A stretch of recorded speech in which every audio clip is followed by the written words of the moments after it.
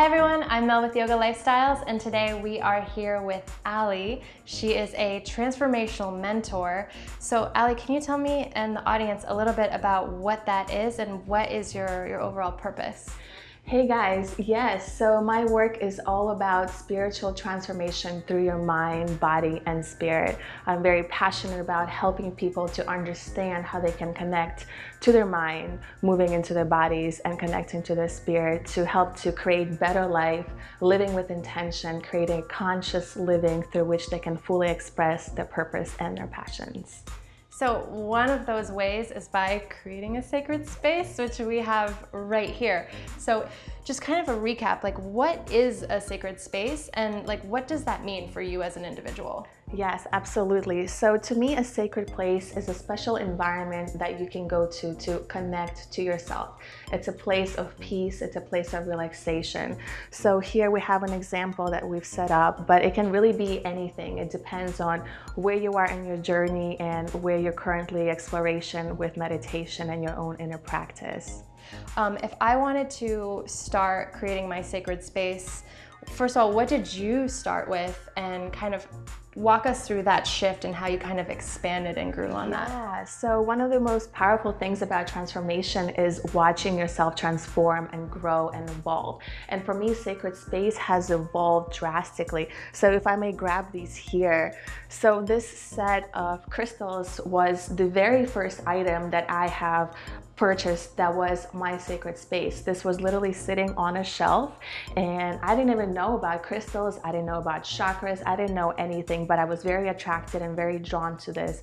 So when I purchased these, I started working with meditation and learning about the energies and what are the chakras, and like the whole thing just kind of started spiraling out from that. But over time, I started knowing that I want to introduce other items into my space, such as having a smudging kit, having a diary, having little tools that I feel really divine to when I speak to them and when I connect to them. Right, so you mentioned your space is personal to you. So if I was going to do something like this, my deep connection is with the ocean. So I would have like seashells and lots of blue and waves, maybe like a photo of like a beautiful like beach or something. So you can personalize your space for you, right? Absolutely. And that's important to not take any of this and think that this is the way to do it. Your sacred space is your sacred space. So finding what works for you, what makes you feel good. Like you said, some people feel much resonance with the water, with the ocean. Perhaps for you, it's connecting to the nature, connecting to the elements of earth. So whatever it is, you have to feel really good when you come into it. You have to know that every single one of the items has a special meaning to you and a special purpose of how you're going to use it. That's amazing. And I mean, I'm looking at what you're sitting on right now, and then so tell me a little bit about this. I mean, so right now I'm sitting on just a couch cushion. Is that okay? Absolutely. So anything comfortable to sit on is perfect. I did not start out with a meditation pillow. I literally started out meditating on my bed, meditating on a couch. To this day, I still like to meditate on a couch because I like a little bit of a back support. But this pillow, I manifested this pillow when I set my intention to buy a pillow. I was like, I really want a meditation pillow, but all the ones that I was looking for online were really expensive, like $60 to $150. I didn't want to spend this much, so I set my intention. I said, universe, please bring me the pillow. And I was walking in Marshall's one of the days and I just saw it, and it was there, it was waiting for me, and it was like $20, so it was perfect. So I manifested it, and it's now part of my journey. Amazing. So the importance of manifesting, you can manifest these items to you as well as manifesting other things in your life. Would you say your sacred space is kind of like a concentrated space of what you want to attract to you, or is it like a space that you want to just like remain in that's safe and happy? What's that like? All right, so I think when it comes to manifesting, it's very depending on what you're trying to create. Sacred space is a place where you can go to set intentions to manifest. So let's say you don't have a meditation pillow and you really, really want one. So you would come to your place and you would sit down and you would meditate and you would set an intention like, okay, I am ready for a pillow. Universe, please guide me. Please show me where I can go to find this special item for myself. I love that. And as far as your personal journey with how you got here to creating this space, what brought you here? What led you to creating this personal space? Talk about that transformation. Yeah, so it's been a long time now. It's probably been over 8 years since my awakening and since I started searching for who I am and the answers within myself.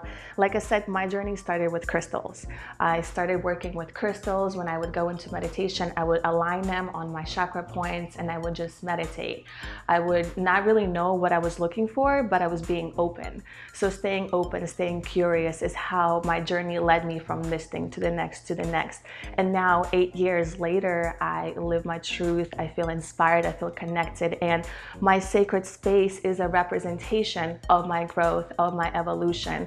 So as you begin your awakening journey, as you begin the spiritual path of remembering who you are, your space will represent that. You know, your energy, your appearance, the way you are will change, and that's beautiful because you get to watch yourself transform over the course of your spiritual journey. I love that. Yeah. And you have this little box right here. Yeah. So what is that? Tell me a little bit about what that means. Yeah, so this is on my nightstand and I'm not opening it now because I put some stuff in there, but pretty much this is your altar on the go. Whenever I am traveling, I teach a lot of workshops, I take a lot of classes outside of my home.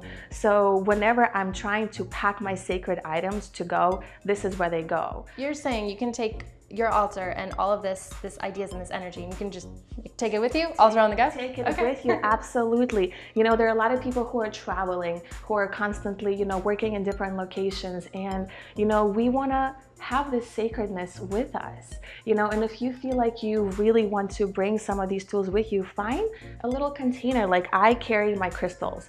I have a little pouch here with my sacred crystals that I work with all the time, and these come with me. You know, they come in my bag, they come in my purse. You know, this is if I need to put a little more items inside of it.